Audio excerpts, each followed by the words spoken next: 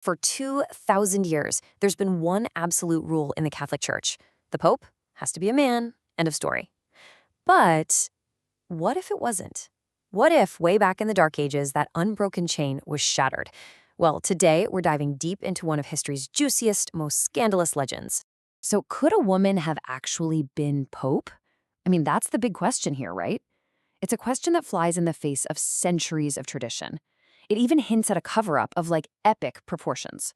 So let's just jump right into the scandal. Okay, to really get how huge this legend is, you gotta understand what we're talking about. The papacy.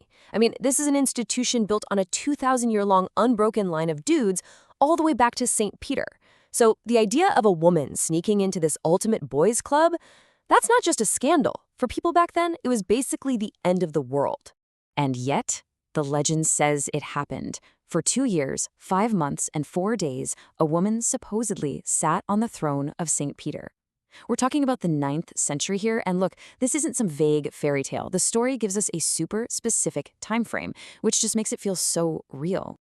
All right, so let's dive into the legend of Pope Joan herself. It's a story that has everything: brains, guts, deception, and yeah, a whole lot of tragedy. We're going to walk through the incredible life of the woman who, somehow, became the Holy Father. You know, the legend itself reads like a Hollywood script. It's so detailed. So Joan is born in Germany to English missionaries, and she's a total prodigy, brilliant from the start. But there's a problem. She's a girl. So she does the unthinkable, disguises herself as a boy, calls herself Johannes Anglicus, John of England. Why? To get the one thing she couldn't have, an education. Her mind was so sharp, it took her all the way from Germany to Athens, and finally, to the heart of the empire, Rome. I mean, you have to put yourself in her shoes. We're talking the 9th century. For a woman back then, your life path was, well, it was a one-way street. You were a daughter, then a wife, then a mother. That's it. To even want an education, that was seen as just wrong, like an offense against God himself. So for Joan to decide to live as a man, that wasn't just being ambitious. It was a massive act of rebellion against her entire world. So Johannes Anglicus gets to Rome and her intellect just blows everyone away, including the Pope himself, Leo IV. Now, you gotta remember, Rome at this time was messy, super corrupt. But here comes this brilliant scholar with a strong moral compass. So of course, she shoots up the ranks, from notary all the way to cardinal. And then, in 855, Pope Leo dies. The cardinals can't decide on a successor. They're totally deadlocked, so they pick the one person everyone seems to respect. They picked her. And just like that, she becomes Pope John VIII. And by all accounts, she was a fantastic ruler. But you know how these things go. A secret that big can't stay a secret forever. And this is where the story takes a really dark, really shocking turn, leading to this massive, alleged cover-up. So the story goes that Joan, she took a lover. And she got pregnant. Now, she managed to hide the pregnancy under those big, flowing papal robes. But her timing was just tragically off. She's in the middle of this huge public procession, walking through the streets of Rome, when she goes into labor. She just collapses, right there on the street, in front of thousands of people. And the Pope gives birth. Can you even imagine the shock? Well, that shock quickly turned into a murderous rage. They say the mob killed her right then and there, buried her on the very spot she fell, in a totally unmarked grave. The only thing left to mark this unbelievable, blasphemous event was this weird, cryptic inscription. And to make sure something like this could never happen again, the Vatican apparently came up with one of the weirdest rituals in history, a physical gender test. Yeah, you heard me. So every new pope would have to sit on this special chair, the sedia stercoraria, which literally translates to the dung chair. Lovely, right? And this chair had a big hole in the seat.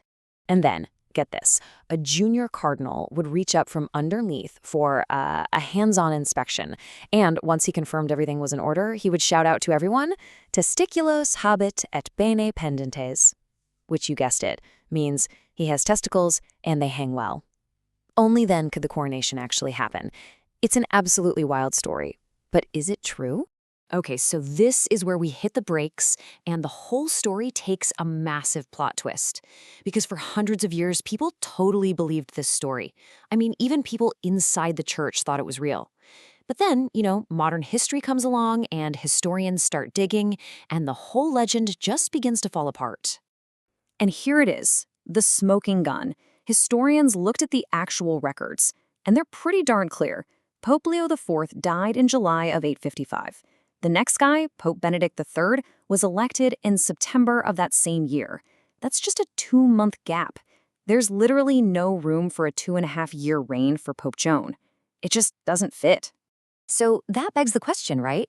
If she never existed, where did this crazy, super detailed story even come from?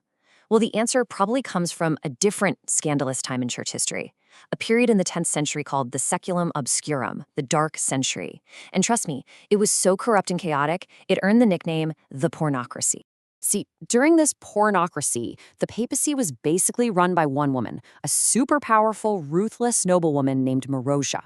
Get this, she was the mistress of one pope, the mother of another, and the grandmother of a third.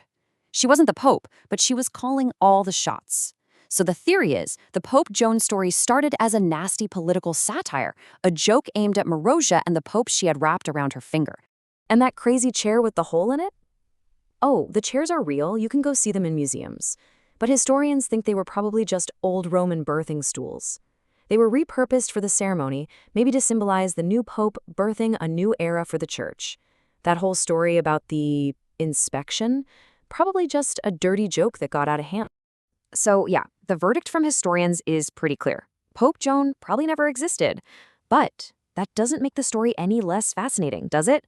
So the real question becomes, why? Why has this myth stuck around for more than 1,000 years? It's because Pope Joan is more than just a story. She's an idea. She's this timeless symbol of rebellion. She represents female genius and power winning out in a world that was, let's be honest, built by men for men. It's the ultimate smash the patriarchy story, or in her case, smashing the marble throne from the inside. The legend sticks around because it taps into something real, that feeling about how female power has been suppressed, and how much that can scare powerful male-dominated institutions. She's kind of like the ghost in the Vatican's machine, a story that just refuses to go away. And that really leaves us with one last big thought to chew on. If the story of this one woman, who probably wasn't even real, can have this much power, it really makes you wonder, doesn't it? How many real, brilliant women have been completely erased from our history books? What other incredible stories have been lost forever? Please like and subscribe.